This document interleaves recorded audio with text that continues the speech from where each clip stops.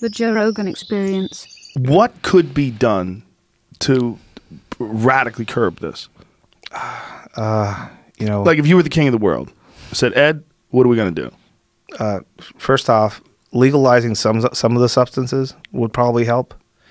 That would help a lot. That's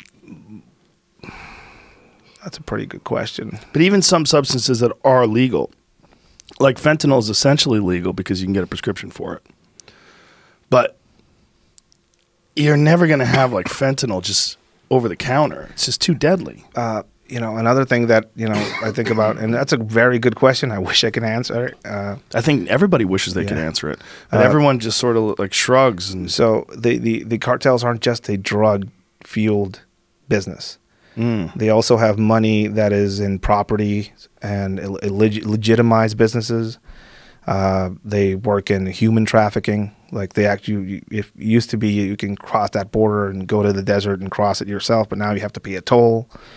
Protection rackets across on both sides of the border, sex trafficking, piracy, like you name it, they have hands in it, right? So they just essentially took that drug money and just created a crime business. They diversified. They've been diversified for a long time. Like there was recently three cartel members from Sinaloa in Malaysia released, out of all places. So just think about that. 2 Sinaloa cartel guys somewhere in Malaysia got caught somewhere, and now they've been released, and they got like a hero's welcome in Mexico. They got a hero's welcome? Oh yeah, really? Well, Sinaloa, again, Sinaloa is a pretty. That's I have this nickname for Mexico. I call it the upside down. Because everything's basically upside down now. Right. And these guys got. Funny thing is that the Mexican government was involved in their release, and then they sent them back, and heroes welcome. What were they doing all the way over there in that part of the world? I don't know. Diversifying. Diversifying. So no one has a real plan. Here it goes. Malaysia pardons 3 Mexicans on death row. Oh, they were on death row. Damn. You want to talk about a kick-ass corrido, like a folk song about you? Those guys are probably going to get an amazing folk song, So there's a lot of romanticism connected to the cartel. I mean, it's romanticism, it's religion. There's definitely some occultism involved in a lot of the higher-ups in these cartels. I can remember when I found out about the narco music. What are those songs called? Corridos, the folk songs.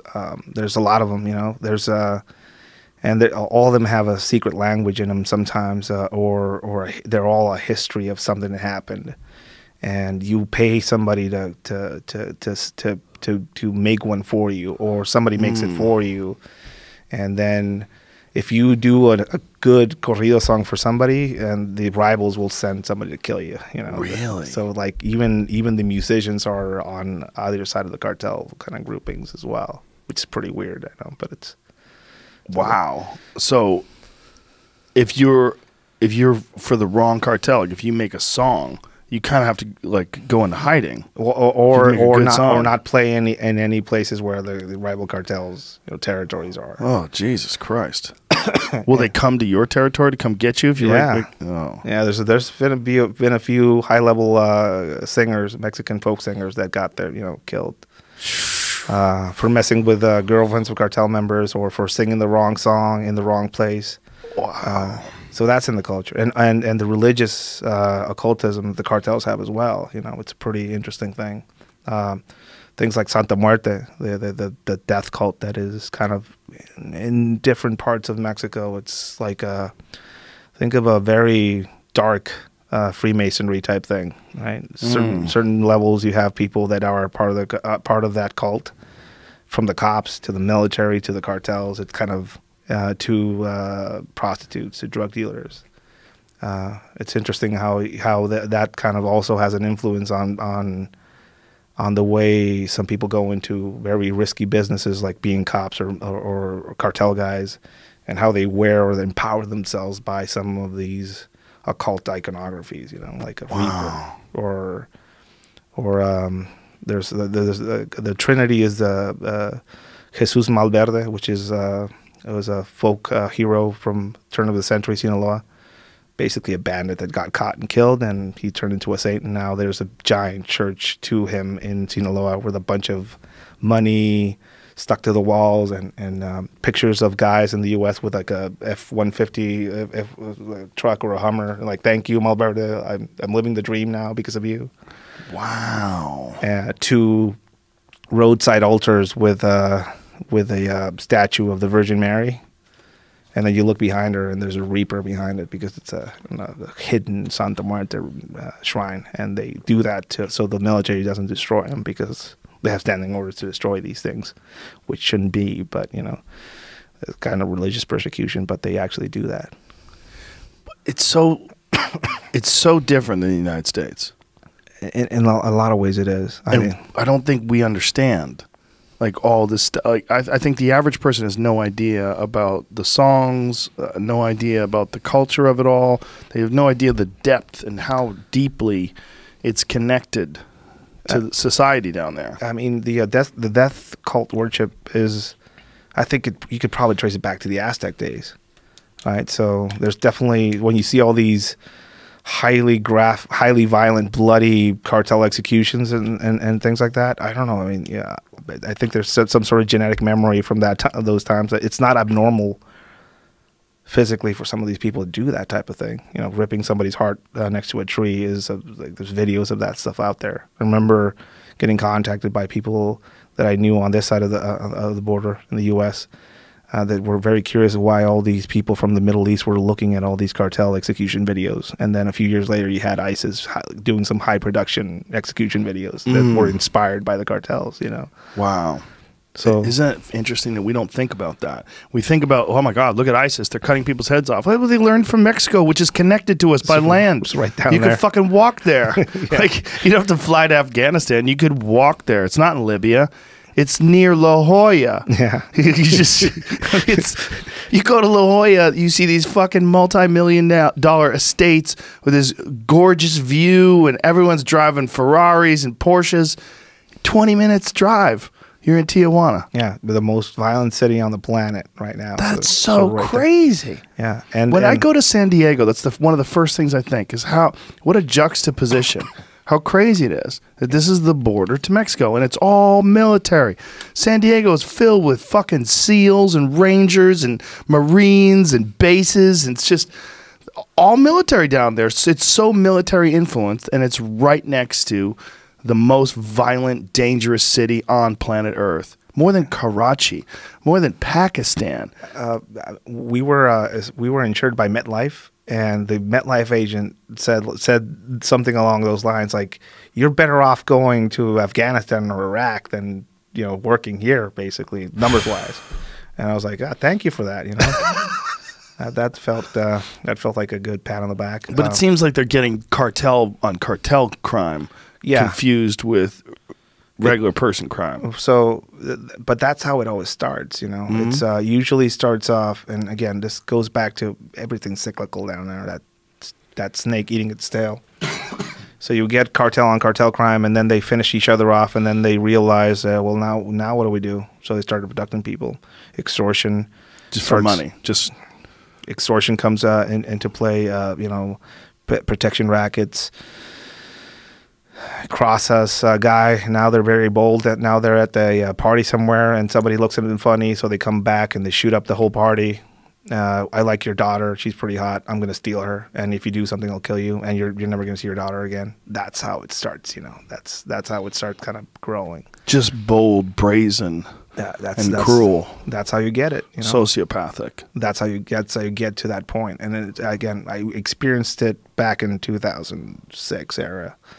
And I saw it get into all the way to when the whole of the municipal police they basically, the army surrounded the municipal police office of the police in Tijuana, and they took all their guns. And a few of them were taken on a plane ride to Mexico City. And for a few weeks, there was no armed police in Tijuana, the municipal armed police. Imagine somebody disarming the whole all of the LAPD and just having the army in there instead. Wow. So you would see these events, and then things calming down. The only success story as far as a city coming back from the brink was Tijuana when all that like the raging drug war went down. Lieutenant Colonel Izaola, the guy that I used to work with, he took numbers down. Like everybody down in Mexico, he got hired then on to go to Juarez to try and replicate his success. The only successes were there because he basically treated the problem as a counterinsurgency problem, not a policing problem. And he got 9 attempts on his life. The last one took the use of his legs, and he's currently running for mayor of Tijuana. Believe it or not, and he's in a wheelchair, but he's still. I wouldn't not want to mess with that guy. Wow. Yeah, myself and some members of my family are actually helping out with his campaign. But he got his one of his campaign offices got shut up recently. So, is there any plans or is there any push to try to treat the entire problem as a counterinsurgency problem to replicate the success that they had in Tijuana? No, it's that was a solution brought in by the right side of the political spectrum in Mexico. So it's a no-go right now because everything's to the left. This guy just got in office? He has a few months in. So yeah, he just got into office. So you got 5.5 more years of this dude. We're in for a ride. That's all I can say. Yeah, kindness doesn't seem to work when you're dealing with cartels. It seems like no, you give them a hand and they'll take your feet. That's a Mexican saying. You know?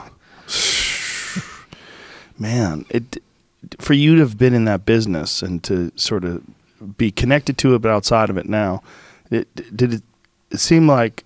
it seem? I mean, it must be incredibly frustrating, but it also must feel futile, like you've wasted time almost because there's no progress is ever going to be made. I have a weird experience that I had. I burned about 2 acres of pot somewhere in Baja, right? Towards the end of my career. And then things happened politically, a bunch of shakeups at the office. I got called in, and the director of the institution that I was in at that time was a shady character. And I decided to say, you know what? My mom had just passed away, and that kind of affected me a little bit, a lot of it, you know, and starting a family and stuff like that. And it said, you know what, this is not worth it. So I left, quit my job, handed everything in. And, people were suspicious about why I did it, like you probably found $1 million somewhere and you're running or shit like that, right? So I had to leave in a hurry, got a few threats. Wow. Luckily I had some great people on this side of the border, friendships that I developed for a long while, and they helped me out,